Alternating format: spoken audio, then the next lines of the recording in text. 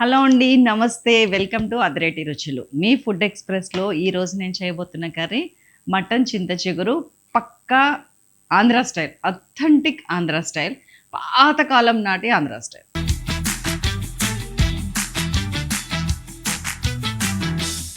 Ingredients చూద్దాం రండి. ఉల్లిపాయ, పచ్చిమిరపకాయ, ఉప్పు, పసుపు, కారం, అల్లం వెల్లుల్లి పేస్ట్, ఆవాలు, మెంతులు, ఆయిల్, చింతపండు పులుసు కొంచెం. ఈ ఆకు తక్కువ పడితే వేసుకోవటానికి. That's all. నేనైతే 40 మినిట్స్ 45 మినిట్స్ పట్టిందండి చేయటానికి. మీకు సింపుల్గా 3-4 మినిట్స్లో చేసేటట్టు చెప్తాను, వితౌట్ మిస్సింగ్ ఎనీథింగ్ అనమాట. Single pot dish.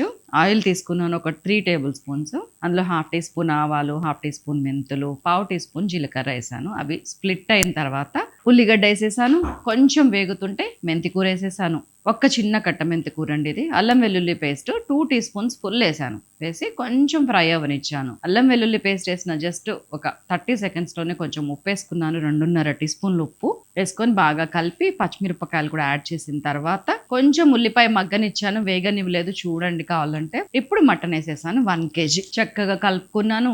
ఒక 1.5 టీ స్పూన్ కారమే ఇప్పుడు వేస్తున్నానండి, మిగతాది తర్వాత వేస్తాను. దీన్ని బాగా కలిపి మూత పెట్టేసి మటన్లో వాటర్ ఊరేదాకా, ఇప్పుడు వేసినవన్నీ మటన్ పీల్చుకునేదాకా ఒక 3-4 మినిట్స్ వెయిట్ చేశాను. చలో 5 మినిట్స్ తర్వాత ఇదిగో హాట్ వాటర్ పోసేసానండి ముక్క మునిగేంత వరకు. మనకి ఈ వాటర్తోనే చింత చిగురు అన్ని ఉడకాలన్నమాట, అందుకని ఎక్కువ పోస్తున్నాను. చూడండి, పోసిన తర్వాత కరెక్ట్గా 1/2 అవర్ ఉడకబెట్టానండి. లేత మటన్ అనుకుంటా ఉడికిపోయింది. ఆల్మోస్ట్ 90% 95% ఉడికిపోయింది. ఈ టైంలో చింత చిగురు వేసేసాను. ఇది 250 గ్రాముల చింత చిగురు అండి. చింత చిగురిని నలపాలంటే ఇదిగోండి ఈ ప్రొసీజర్ ఒక్కసారి చూడండి.